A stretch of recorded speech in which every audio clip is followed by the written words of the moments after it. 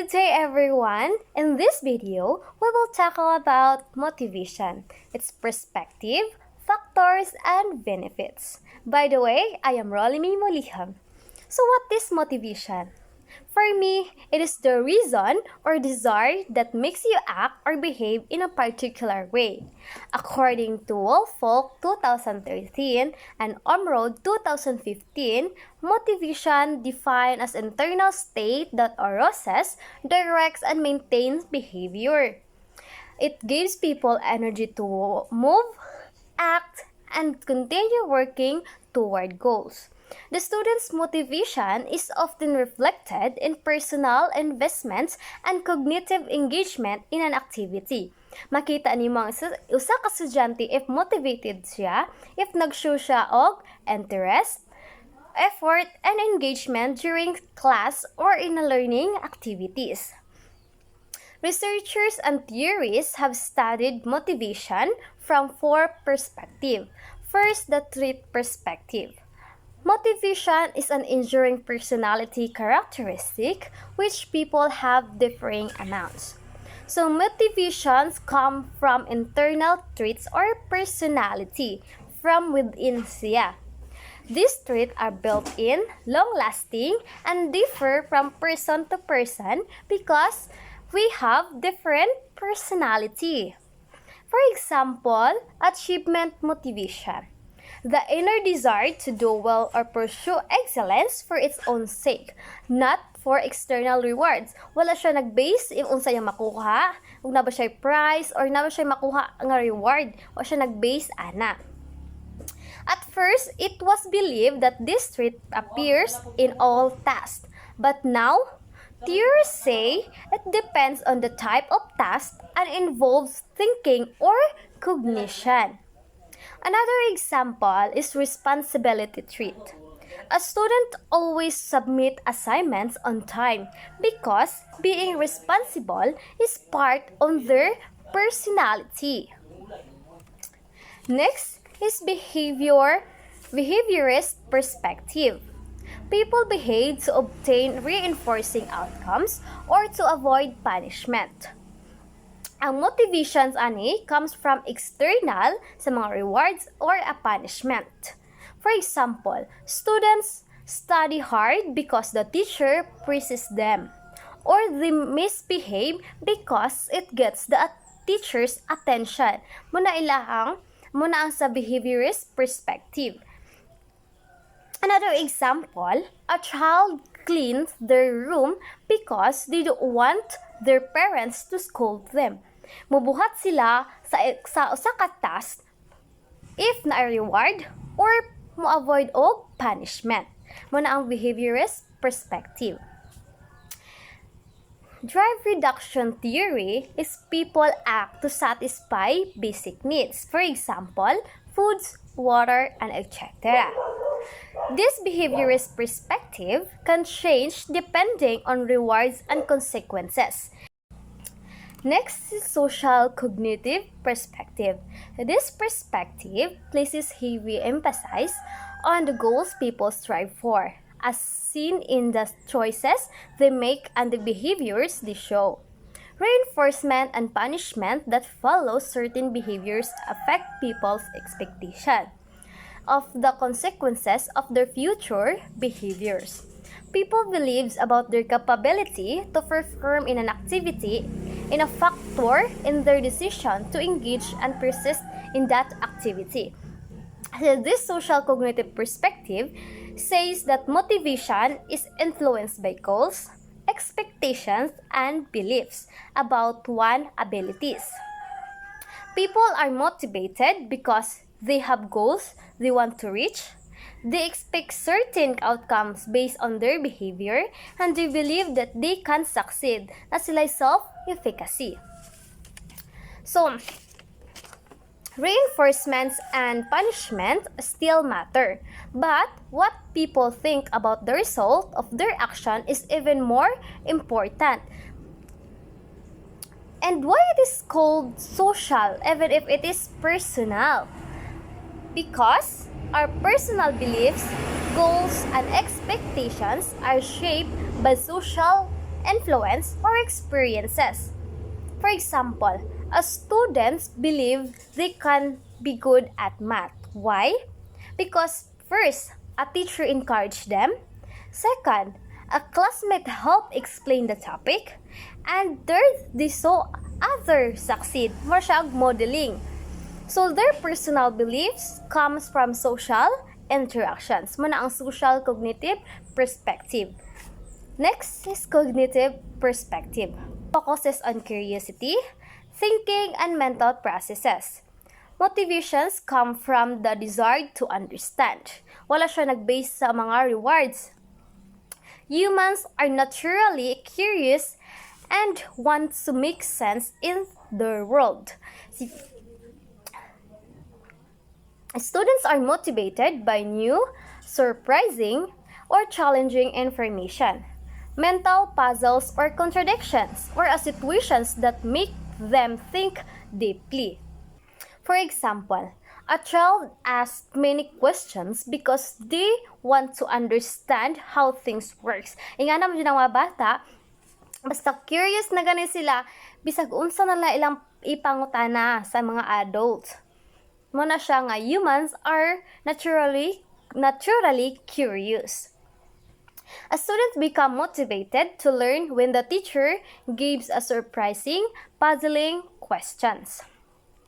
So those are the 4 perspectives of motivation. First, street perspective, behaviorist perspective, social cognitive perspective, and cognitive perspective.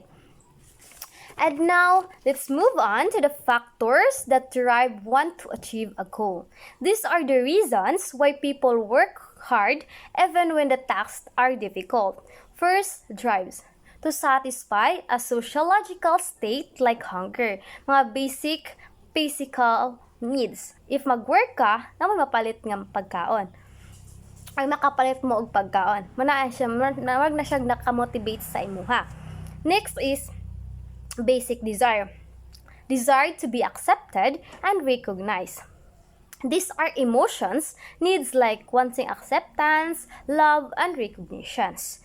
For example, a student try hard sa mga academic, sports, or as a daughter, son, or a sister because they want to feel value or accepted by others.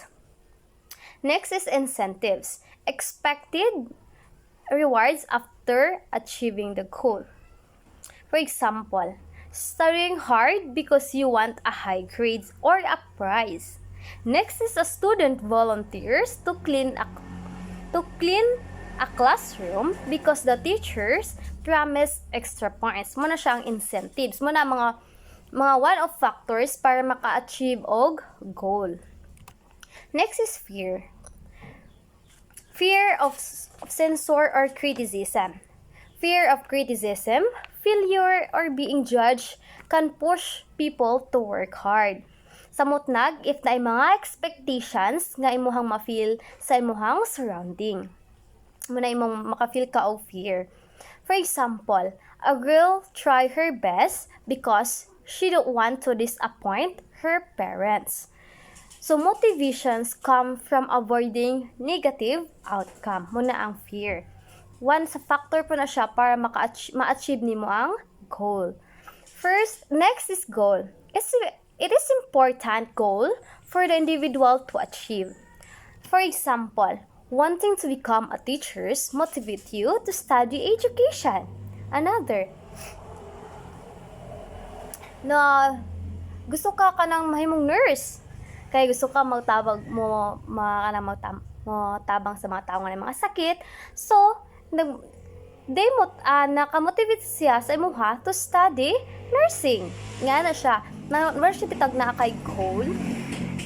Some motivations come from aiming for something important to your life.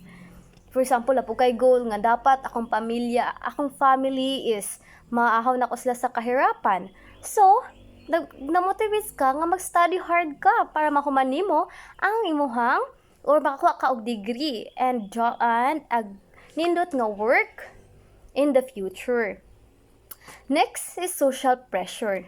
Pressure from family or social circle. sa mga friends or society can influence your behavior. For example, a students study really hard because their parents expect them to do well. Muna siya mga social, ma-pressure ka sa imong mga classmate, ma-pressure ka, hala, nagtuon sa ko mga classmate, ka mag-na-exam. So, na-pressure mo ka, so ning, ikaw nga na-pressure is magtuon jud pug ka, no? So, na-motivates ka nga magtuon pug ka kay tungod sa imong social pressure. Muna siya, one factor po siya nga maka-achieve og goal. Next is self-confidence. Desired bigger amount of self-confidence. Believing in yourself pushes you to work harder.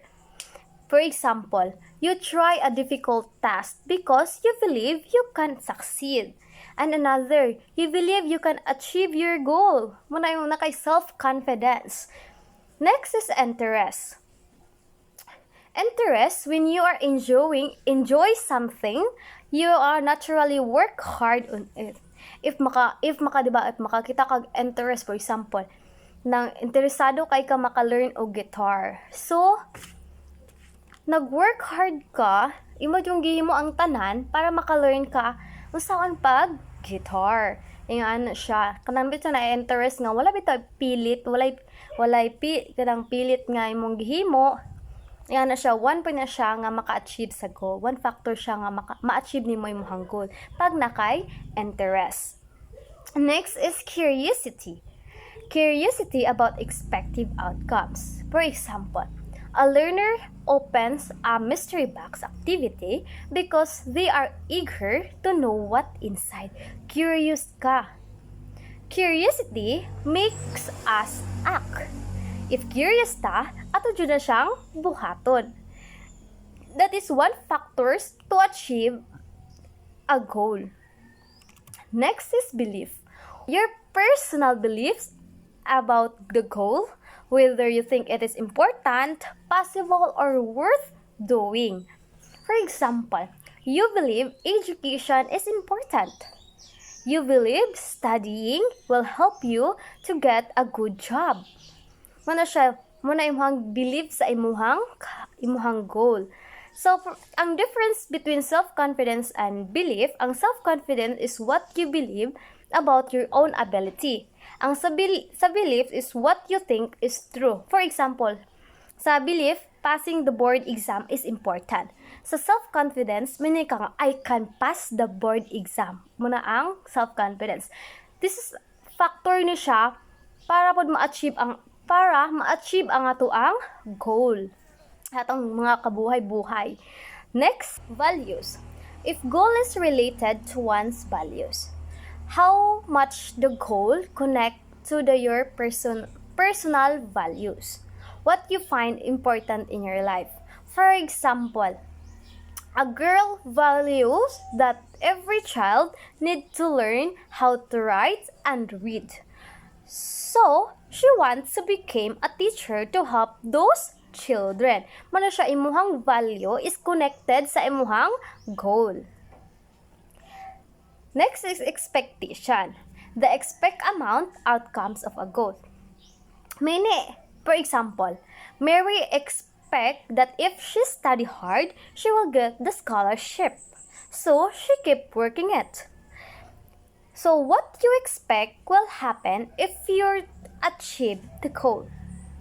Muna ang expectations. Naka-expectations nga, if mag-study hard ko, if maman ako niya akong college is makabot na nako ang goal sa ako ang life. Muna siya expectations. Factor siya nga maka-help to achieve a goal. Next is cognitive ability. When I say cognitive ability, understanding the goal clearly helps you to know what to do. If makasabot yung ka, if unsa gyud imong goal sa imong kinabuhi, is kabalo ka, of paunsa nimo to siya makabot or ma-achieve. So, which increases motivation. So, that's all the factors that drive one to achieve a goal.